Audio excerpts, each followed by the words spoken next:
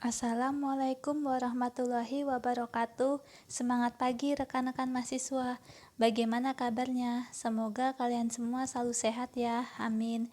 Oke, kita lanjut lagi ke materi pertemuan ke-6, akuntansi keuangan menengah 2 mengenai laba per saham. Jadi, tujuan pembelajaran yang dapat dicapai mengenai laba per saham yaitu yang pertama harus dapat menjelaskan dan memahami perhitungan laba per saham pada struktur modal sederhana. Kemudian yang kedua, menjelaskan dan memahami perhitungan laba per saham pada struktur modal kompleks. Yang ketiga, menjelaskan dan memahami pelaporan laba per saham pada struktur modal sederhana.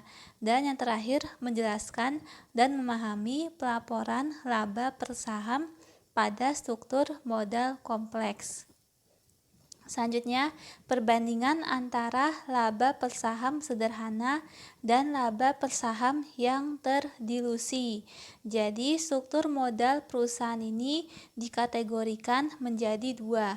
Yang pertama, sederhana, yaitu jika hanya ada saham biasa atau tidak ada saham biasa yang berpotensial mengurangi laba per saham untuk saham biasa. Yang kedua, struktur modal kompleks, artinya jika termasuk sekuritas yang dapat menimbulkan pengurangan terhadap laba per saham untuk saham biasa. Cara menghitung laba per saham sama dengan laba bersih dikurangi dividen saham preferen dibagi rata-rata tertimbang jumlah saham yang beredar. Itu menghitung laba per saham dasar. Kemudian cara menghitung laba per saham yang terdilusi maka dikurangi dengan dampak saham konvertibel, dikurangi dampak opsi, waran, dan sekuritas dilutif lainnya. Kemudian laba per saham pada struktur modal sederhana, yaitu dihitung dengan cara laba bersih atau rugi bersih yang tersedia bagi pemegang saham biasa atau laba bersih residual dengan jumlah rata-rata tertimbang saham biasa yang beredar dalam satu periode. Jadi rumus laba per saham dengan struktur modal sederhana yaitu sama dengan laba bersih dikurangi dividen saham preferen dibagi jumlah rata-rata tertimbang saham biasa yang beredar. Kemudian, laba per saham pada struktur modal sederhana terdapat perhitungan dividen saham preferen, meliputi yang pertama jumlah dividen dari saham preferen yang tidak kumulatif yang diumumkan bagi periode bersangkutan. Yang kedua, jumlah dividen preferen kumulatif yang terakumulasi bagi periode yang bersangkutan untuk dividen tersebut telah atau belum diumumkan. Yang ketiga, jumlah dividen saham preferen kumulatif untuk periode bersangkutan tidak meliputi dividen saham utama kumulatif periode historis meskipun dividen tersebut diumumkan atau dibayar dalam periode kini.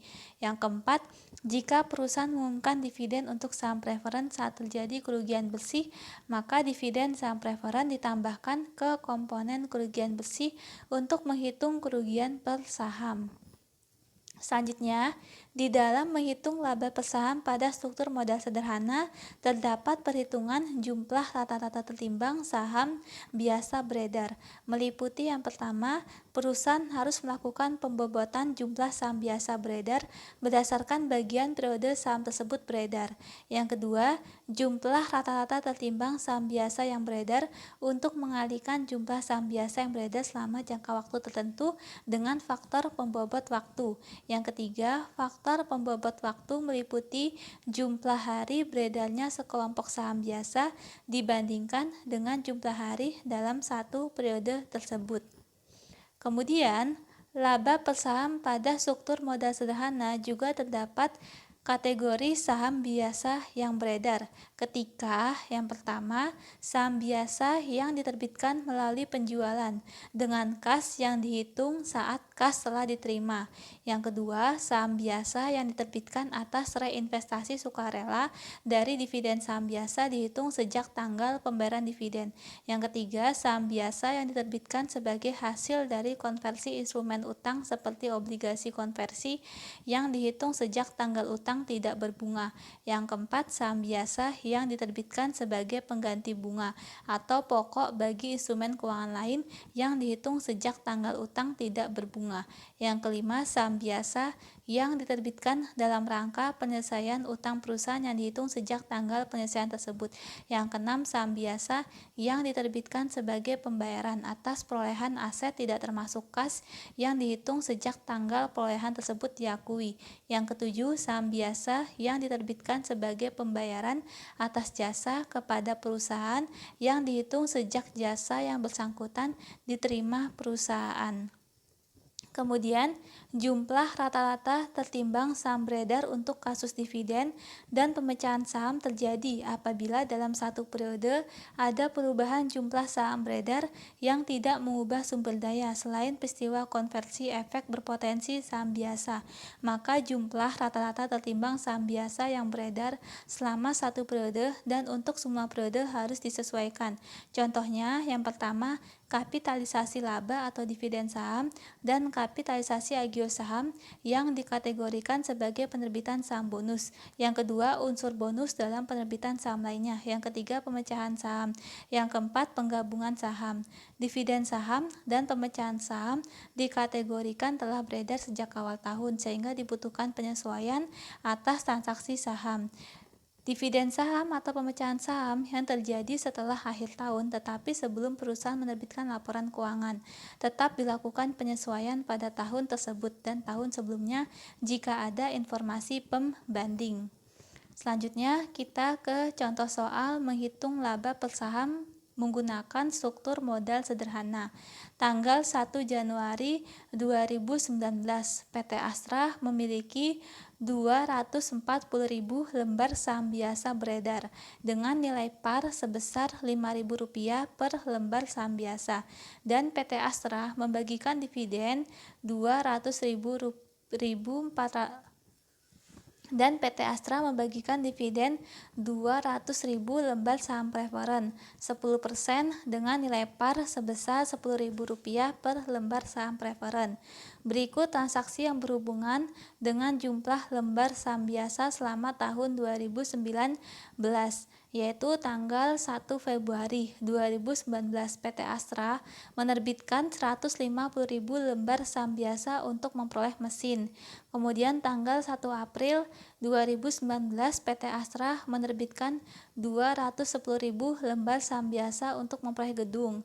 Kemudian tanggal 1 Juni 2019 PT Astra menerbitkan pemecahan saham 3 untuk 1. Kemudian tanggal 1 Agustus 2019 PT Astra mengakuisisi 150.000 lembar saham treasury. Kemudian tanggal 1 September 2019 PT Astra menerbitkan kembali 60.000 lembar saham treasury. Kemudian tanggal 1 Oktober 2019 PT Astra menerbitkan dividen saham biasa 40%. Lalu tanggal 1 Desember 2019 PT Astra menerbitkan kembali 75.000 lembar saham treasury. Pertanyaannya yang pertama, hitunglah jumlah rata-rata tertimbang lembar saham biasa yang beredar tanggal 31 Desember 2019 untuk PT Astra. Yang kedua, jika PT Astra selama tahun 2019 memperoleh laba bersih sebesar 2.393.750.000, hitunglah laba per saham pada struktur modal sederhana untuk tahun 2019 dengan menggunakan jumlah rata-rata tertimbang yang ditentukan pada hasil dari pertanyaan pertama. Kemudian cara menjawabnya. Cara menghitung jumlah rata-rata tertimbang saham biasa beredar PT Astra tahun 2019 yaitu dimulai dari tanggal 1 Januari 2019 yaitu ada saldo awal. Saldo awalnya untuk saham biasa yang beredar yaitu sebesar 240.000. Kemudian tanggal 1 Februari 2019 yaitu perubahan jumlah saham biasanya yaitu dengan menerbitkan 150.000 lembar saham biasa, maka ditambah 150.000. Hasilnya 390.000. Kemudian tanggal 1 April 2019 yaitu menerbitkan 210.000 lembar saham biasa. Kemudian ditambah 210.000, maka hasilnya 600.000. Kemudian tanggal 1 Juni 2019 yaitu menerbitkan pemecahan saham 3 untuk 1, maka hasilnya dikali 3 yaitu hasilnya 1.800.000.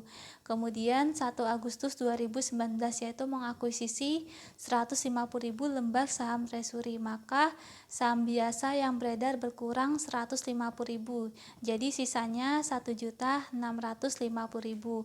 Kemudian tanggal 1 September 2019 yaitu menerbitkan kembali 60.000 lembar saham treasury, maka ditambah 60.000.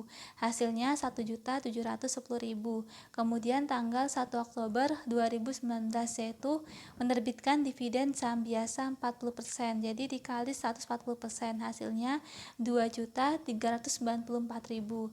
Kemudian tanggal 1 Desember 2019 yaitu menerbitkan kembali 75.000 lembar saham treasury, maka ditambah 75.000. Jadi saldo akhir tanggal 31 Desember 2019 yaitu 2.469.000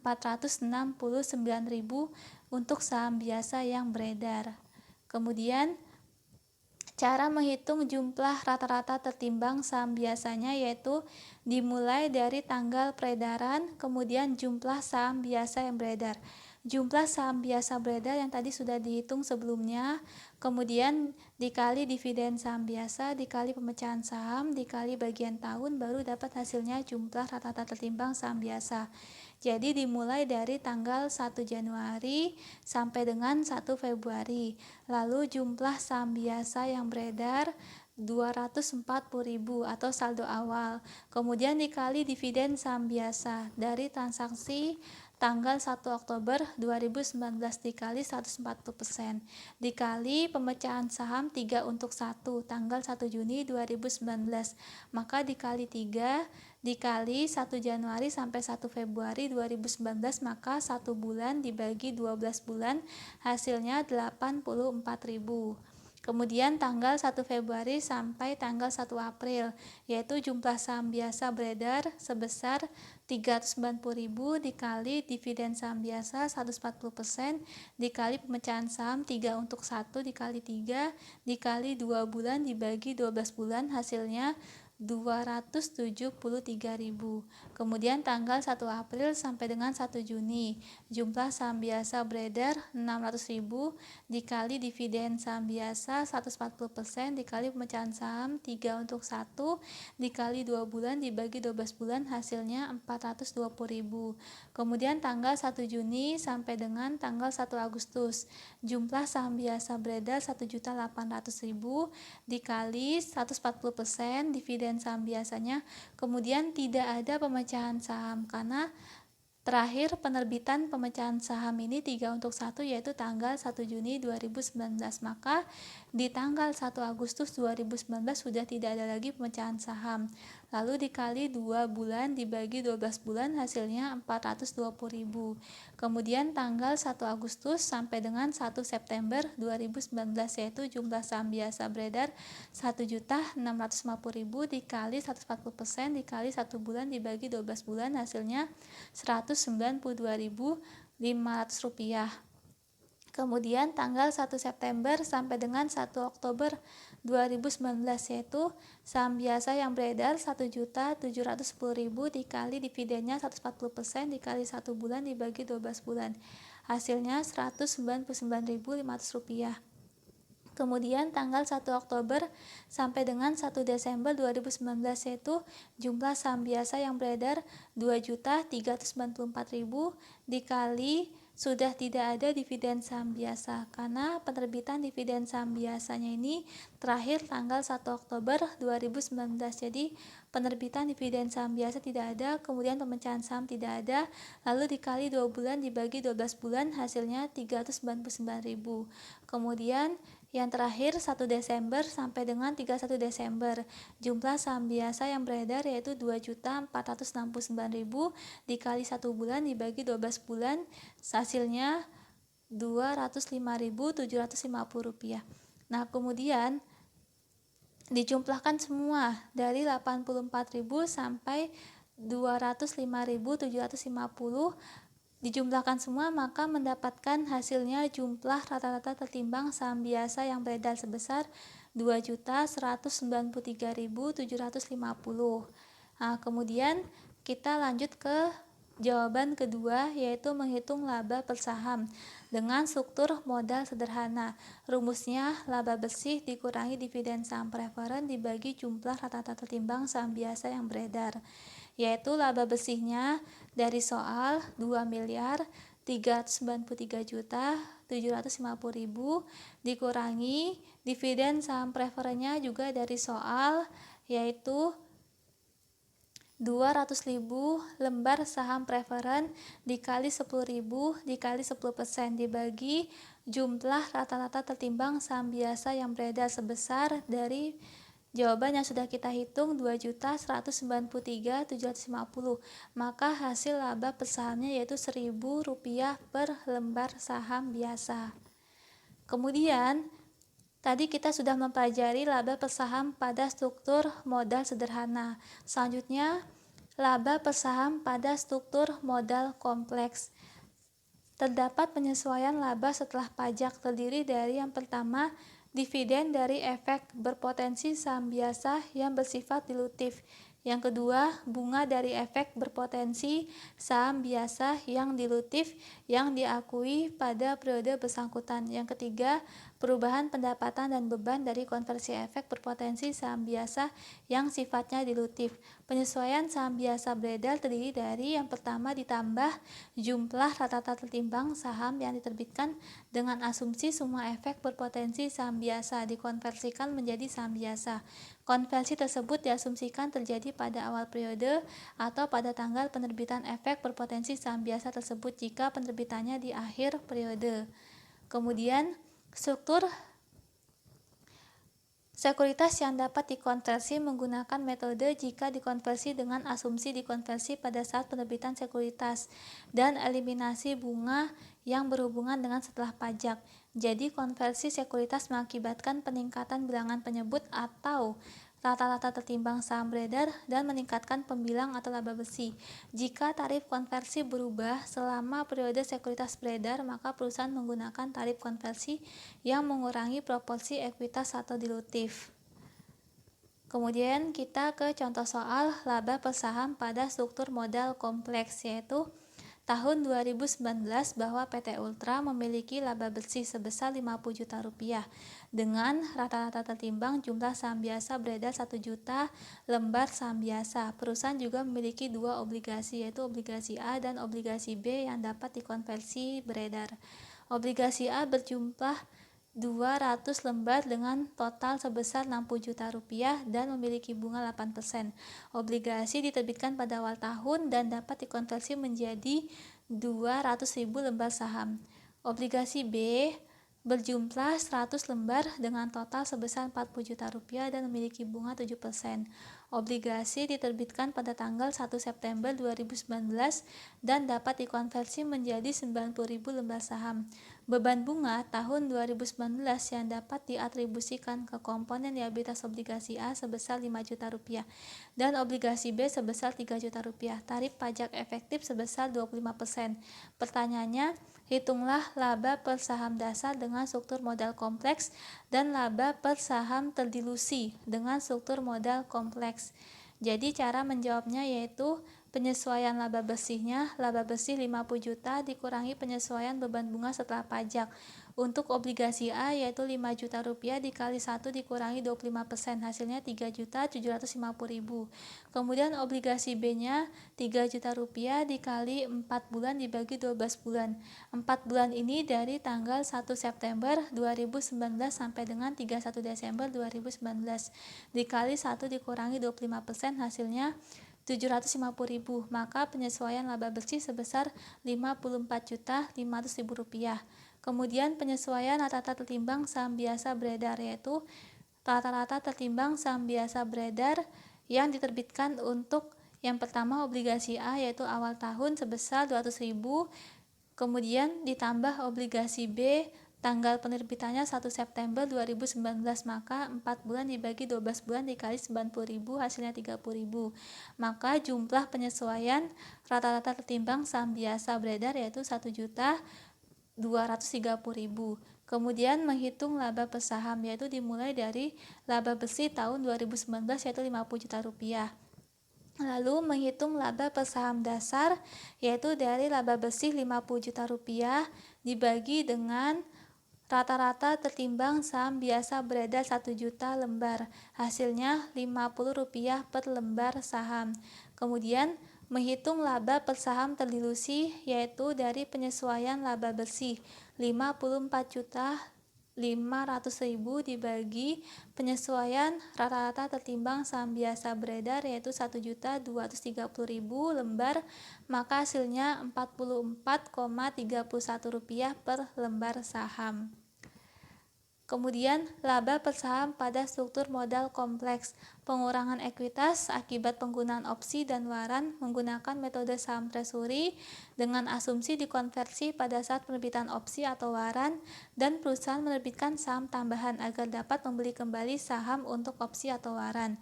Cara menghitung jumlah saham yang beredar tambahan yaitu sama dengan harga pasar dikurangi harga opsi dibagi harga pasar dikali jumlah opsi. Kemudian sekuritas anti-dilutif meliputi di dalam perhitungan laba per saham, maka perusahaan harus memisahkan sekuritas yang secara individual dilutif dengan yang anti-dilutif. Kemudian efek berpotensi saham biasa dikategorikan dilutif jika menurunkan laba bersih per saham dari operasional normal berkelanjutan. Untuk menentukan efek dilutif digunakan laba bersih dari operasional normal dikurangi dividen saham preferen atau operasional tidak dilanjutkan. Efek berpotensi saham biasa bersifat anti-dilutif jika meningkatkan laba per saham dari operasional normal yang berkelanjutan atau menurunkan rugi per saham dari operasional normal yang berkelanjutan. Perusahaan harus mengeluarkan sekuritas yang anti-dilutif dan tidak menggunakannya untuk menutupi sekuritas yang dilutif.